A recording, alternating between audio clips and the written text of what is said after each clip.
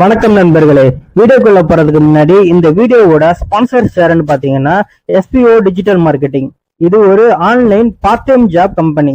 எந்த ஒரு referral selling இந்த மாதிரி எல்லாம் இல்லாம ஒர்க்கை பேஸ் பண்ணி டிஜிட்டல் மார்க்கெட்டிங் பண்ணி சம்பாதிக்கக்கூடிய வாய்ப்பை ஏற்படுத்தி தராங்க.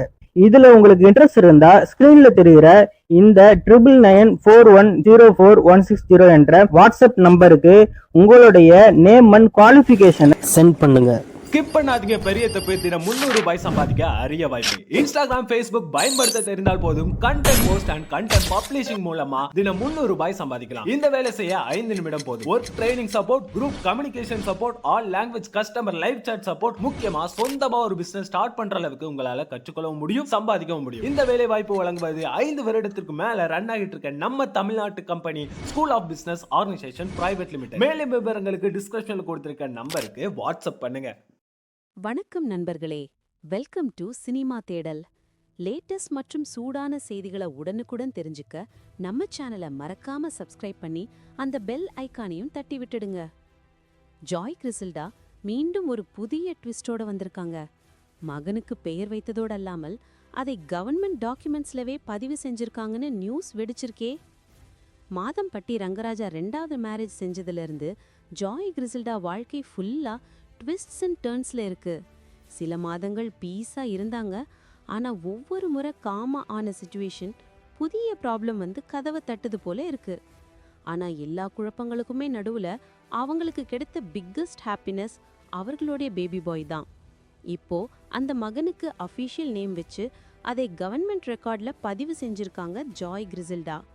அந்த நேம் என்னன்னு சொல்றதுக்கு முன்னாடி சிச்சுவேஷன் எப்படி ஆரம்பிச்சதுன்னு ஒரு ஃப்ளாஷ்பேக் போகலாம் வாங்க.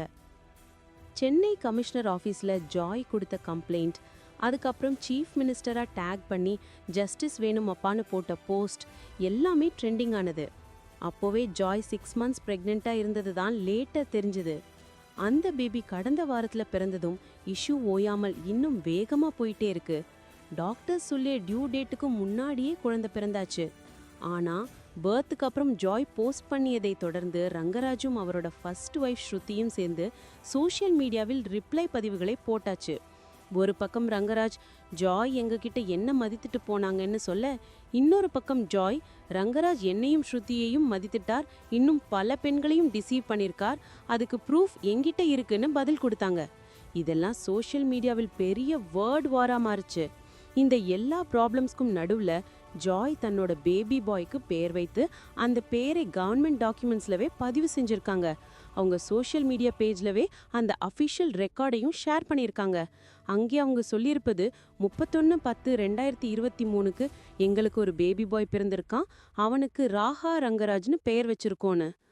அந்த போஸ்ட்டை பார்த்த ரசிகர்கள் பலரும் கங்க்ராச்சுலேஷன்ஸ் சொல்லிட்டு வராங்க. இப்போ ஜாய் ரங்கராஜ் இஷ்யூ எந்த வழிக்கு போகும்னு சொல்ல முடியாது. ஆனா ஜாய் எடுத்த இந்த ஸ்டெப் அவருக்கே ஒரு புதிய பிகினிங்கா இருக்கலாம் போல இருக்கு. இந்த விஷயத்தை பத்தி நீங்க என்ன நினைக்கிறீங்க? காமெண்ட் செக்ஷன்ல சொல்லுங்க. வீடியோவை ஷேர் பண்ணிட்டு சினிமா தேடலுக்கு சப்ஸ்கிரைப் பண்ண மறக்காதீங்க. அடுத்த பிரேக்கிங் அப்டேட்ல சந்திக்கலாம். தேங்க்யூ.